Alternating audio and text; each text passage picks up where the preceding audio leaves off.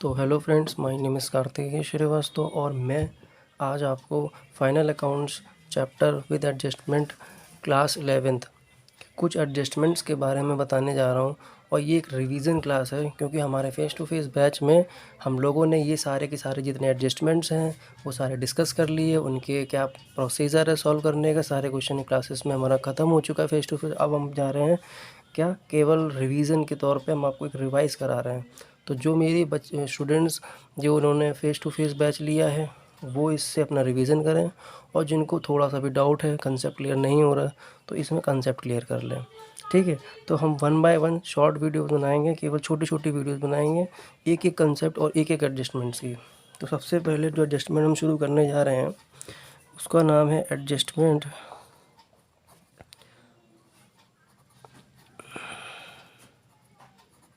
Adjustment number 1, जिसको हम किस नाम से जानते हैं, क्लोजिंग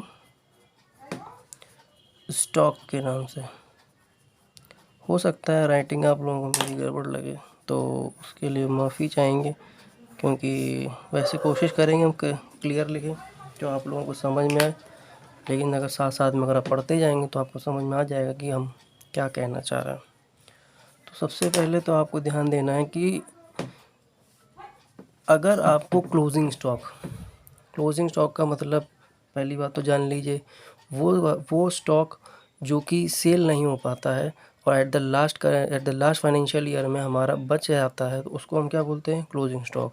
अगर वही क्लोजिंग स्टॉक आपको क्वेश्चन के ट्रायल बैलेंस के अंदर मिलता है या तो बाहर मिलता है, दो ही जगह मिलता है, या तो ट्रायल बैलेंस के अंदर लिखा मिलेगा और ट्रायल बैलेंस के बाहर लिखा मिलेगा। अगर ट्रायल बैलेंस के अंदर लिखा है तो उसका क्या ट्रीटमेंट होता है, और अगर ट्रायल बैलेंस के बाहर लिखा है तो उसका क्या ट्रीटमेंट होगा, हम दोनों चीज़ें आज देखेंगे। अगर देखते हैं सबसे पहले कि अगर आपको जो क्लोजिंग स्टॉक है वो अगर आउटसाइड द ट्रायल बैलेंस मिले, कहाँ लिखे मिले, आउटसाइड द ट्रायल बैलेंस।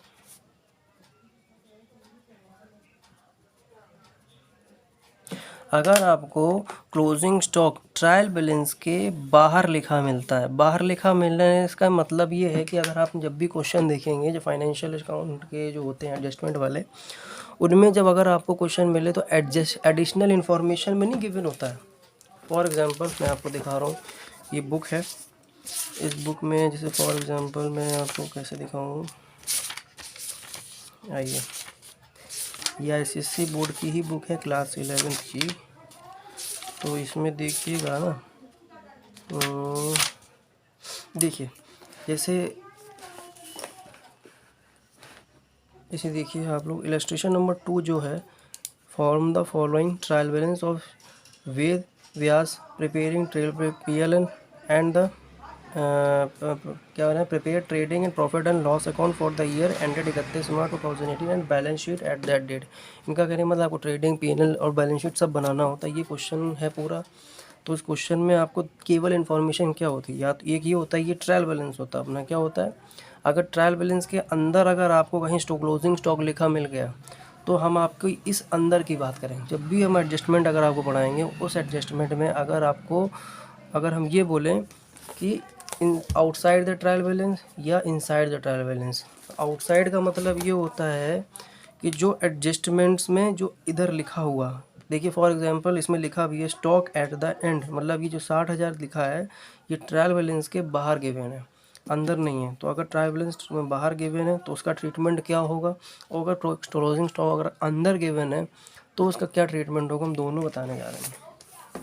तो ट्रायल बैलेंस के बाहर अगर गिवन है तो उसकी दो बातें होंगी, दो है, क्योंकि ट्रायल बैलेंस के बाहर है इसका मतलब उसकी एंट्री अभी हुई नहीं है। ये बात सबको ही जानते हैं, अगर ट्रायल बैलेंस के बाहर अगर कोई एडिशनल इन्फॉर्मेशन लिखी है उसके दो इफ़ेक्ट होते हैं हमेशा, क्योंकि उसकी जर्नल एंट्री पास ही नहीं हुई होती है। तो इसलिए हम क्या करेंगे, उसकी जर्नल एंट्री को पास करेंगे। और जर्नल एंट्री जानते हो आप लोग, सब लोग की जर्नल एंट्री पास होती है तो दो इफेक्ट होती है, एक डेबिट और एक क्रेडिट। तो हमें हो सकता है ये किसी डेबिट में जाए, किसी क्रेडिट में जाए, लेकिन हमें चेक करना है। सबसे पहले हम देखेंगे कि भाई अगर क्लोजिंग स्टॉक हमारा है आउटसाइड द ट्रायल बैलेंस, तो क्या करेंगे, सबसे पहले हम क्या लिखेंगे, क्योंकि ट्रेडिंग अकाउंट में ही आपने इसको देखा होगा, ट्रेडिंग अकाउंट में आपने हमेशा क्रेडिट साइड में इसको देखा होगा। तो आप क्या करोगे, सीधे आप जाएंगे, इसी ट्रेडिंग अकाउंट है, और आप क्या लिखेंगे, बाय क्लोजिंग स्टॉक, और ये आप जो भी अमाउंट होगा आप यहाँ पर ऐसे लिख देंगे, ठीक। और दूसरा, आपने जब भी देखा होगा कि हमने पहले भी आपको बताया जो फेस टू फेस क्लासेस में, कि जो क्लोजिंग स्टॉक हमारा होता है वो हमारा एसेट होता है। क्या होता है, एसेट होता है। तो उसको हम क्या कहेंगे कि वो हमारा बैलेंस शीट में एसेट साइड में रिकॉर्ड होगा, बैलेंस शीट के एसेट साइड में रिकॉर्ड होगा। तो बात समझ में आया आपको। तो यहाँ गया आपका एसेट साइड में, और ये गया क्रेडिट साइड में, किसके नाम से, क्लोजिंग स्टॉक के नाम से। तो ये ट्रीटमेंट वो ट्रीटमेंट है कि अगर आउटसाइड ट्रायल बैलेंस अगर मिल रहा है तो आपको क्या क्या करना है, सिर्फ दो बातें। ट्रेडिंग का ये ट्रीटमेंट होगा, एक बार आप ट्रेडिंग में डालेंगे और एक बार आप कहाँ डालेंगे, एक बार उसको आप बैलेंस शीट में डालेंगे। फिर आप आएंगे कि अगर आपको ट्रायल बैलेंस के, एक सेकेंड, अगर आपको ट्रायल बैलेंस के अंदर मिलता है, इनसाइड द ट्रायल बैलेंस, अगर आपको ट्रायल बैलेंस के अंदर गिवन है तो इसका एक ही इफ़ेक्ट होगा, ओनली वन इफ़ेक्ट ही होगा। क्या होगा कि आपको केवल बैलेंस शीट में ही केवल जाएगा, वो बैलेंस शीट के एसेट साइड में ही जाएगा। अब आप ये पूछोगे कि सर ऐसा क्यों हुआ, आपने यहाँ पे तो ट्रेडिंग में डाला था और यहाँ पर ट्रेडिंग में नहीं डाला, आपने इसमें ब्लैंक छोड़ दिया, इसका मतलब आपने बेकार पढ़ाया। मैं आपको मतलब ये चीज़ आपने पढ़ाई नहीं। तो आपकी कहीं भी देख लेंगे नोट्स में, आप कभी अपनी आईसीएससी बोर्ड की बुक्स देख लेंगे तो वहाँ पर ही आपको क्लियर नज़र आएगा कि वहाँ पे वो आपको कहेंगे कि बैलेंस शीट में ही केवल जाएगा अगर वो आपको एक ट्रायल बैलेंस के अंदर गिवन है तो। लेकिन अब आपको ये पता मतलब जानना है कि भाई आखिरकार यहाँ पर क्यों नहीं है, क्या वजह क्या है। तो इसका मतलब ये होता है कि अगर ट्रायल बैलेंस के अंदर आपको क्लोजिंग स्टॉक, अगर ट्रायल बैलेंस के अंदर अगर आपको क्लोजिंग स्टॉक की अगर मतलब आपको क्लोजिंग स्टॉक गिवन है मान लो ट्रायल बैलेंस में, और तो आप कम इस एक बात बताइए, अगर आप थोड़ा सा कॉमन सेंस लगाएं तो इसका मतलब क्या है, ये कैसे आया होगा, ये बैलेंस किसी ना किसी लेजर से आया होगा, और अगर लेजर से आया तो इसका मतलब इसकी जनरल एंट्री हुई है, और जनरल एंट्री हुई है इसका मतलब ये रिकॉर्ड किया गया है। लेकिन क्या यहाँ पर ऐसा होता था, क्योंकि हमने आपको बताया कि ट्रायल बैलेंस के बाहर गिवन है, इसका मतलब उसकी जनरल एंट्री पास ही नहीं हुई है। और इसका मतलब अगर एक बार अगर ट्रायल बैलेंस के अंदर आ रहा है तो इसका मतलब यही है कि ट्रायल बैलेंस में तक तो डेटा आ गया है पर अभी बैलेंस शीट तक डेटा पहुंचा ही नहीं। तो हम लोग क्या करेंगे, जब अगर आपको ट्रायल बैलेंस के अंदर अगर आपको क्लोजिंग स्टॉक मिलता है इस पैटर्न पे, तो आप केवल कहाँ रिकॉर्ड करोगे, हमेशा एसेट साइड में ही रिकॉर्ड करेंगे, अदरवाइज़ कहीं रिकॉर्ड नहीं होगा। फिर से हम आपको एक सेकंड, अब ये देखिए, ये आपकी बुक में क्लोजिंग स्टॉक कहीं ना कहीं गिवन होगा, फाइनल अकाउंट विद एडजस्टमेंट। इन्होंने बुक में क्या बताया है थोड़ा सा रिवाइज भी करा दो, जिससे कि आपको प्रूफ हो जाए कि जो पढ़ा है वो सही है। सबसे पहले देखिए, ये है क्लोजिंग स्टॉक की, क्या है ये, क्लोजिंग स्टॉक गिवन है।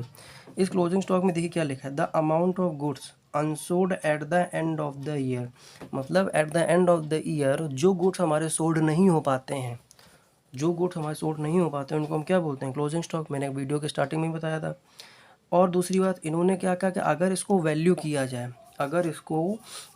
किया जाए, अगर हम आपको अपने क्लास के नोट्स दिखाते जहाँ हम फेस टू फेस बैच पढ़ाते हैं, तो उस फेस टू फेस बैच के हमारे नोट्स ये हैं। तो उसमें आपको ये देखना है कि देखिए क्लोजिंग स्टॉक इन्वेंट्री, तो इन्होंने कहा अगर हम इसकी वैल्यूएशन की बात करें, अगर हम इसको वैल्यू करें तो या फिर दो ही बात है, या तो आप कॉस्ट में कर दो और या तो नेट रियलाइजेबल वैल्यू, इन दोनों में से जो आपको लोअर लगे, जो वैल्यू कम आएगी उसी को हम क्या मानेंगे, उसकी वैल्यूएशन मानेंगे, उस वैल्यू पे हम कॉस्ट को रिकॉर्ड करेंगे। बात समझ में आ रहा है, आइए अब इधर आइए। आप देखिए इसमें क्या कहा गया था, इसमें भी इन्होंने ये लिखा है, it is valued at cost, it is valued तो it is valued at cost price or realizable value whichever is less. For example, certain goods purchased for a 1 lakh but at present its realizable value is 1,20,000.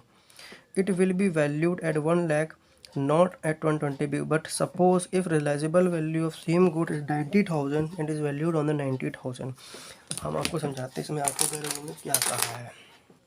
देखना, इनका कहने का मतलब है, मान लीजिए ये ईयर है और ये ईयर एंड है, तो मान लीजिए हमारा फाइनेंशियल ईयर 1/4/2017 मान लेते हैं, और हमारा कब ख़त्म हुआ, ये 2018, ठीक।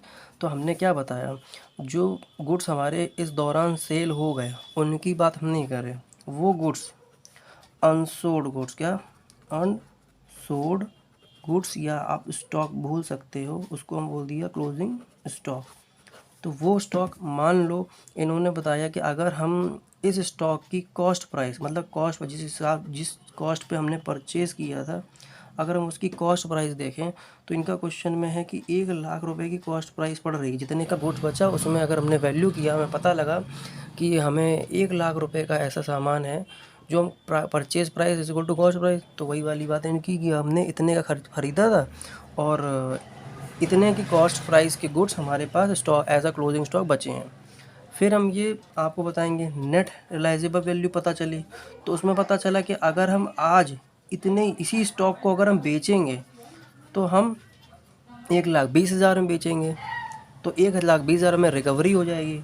तो कभी भी हम लोग ओवर वैल्यू पे नहीं मतलब वैल्यूड करते हैं क्लोजिंग स्टॉक को, हमेशा किस में वैल्यू करेंगे, विच एवर इज़ अर्लियर। तो अर्लियर मतलब कौन सा, क्लोजिंग मतलब कॉस्ट प्राइस पे, ठीक। अगर हो सकता है कभी कभार ये भी हो सकता है। फॉर नेक्स्ट एग्जांपल मान लो NRV जो है, NRV अगर 90,000 हो गई और ये 1 लाख है, तो फिर हम अगली बार किस में मेंटेन करेंगे, किस में वैल्यू करेंगे, 90,000 मेंटेन करेंगे। समझ में आ रहा है सबको।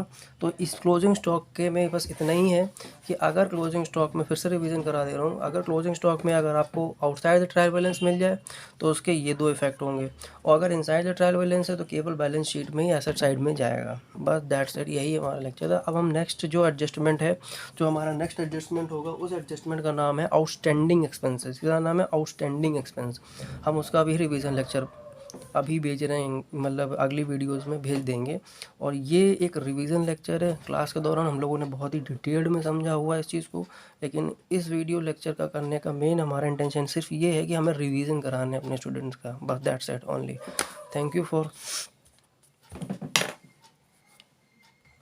सबको समझ में आ गया होगा। तो अब नेक्स्ट वीडियो का या नेक्स्ट लेक्चर का वेट करें। Thank you for watching this video. Thank you.